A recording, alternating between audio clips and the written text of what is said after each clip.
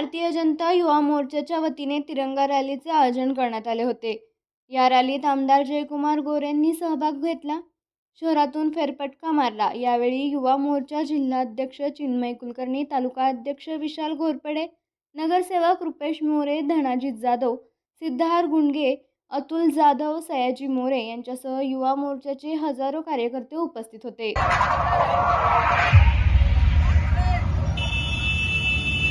एक फौजी के रुतबे से बड़ा कोई वफा नहीं, बंदी की शान से बड़ी शान नहीं। आपने फैसला उठा दिया।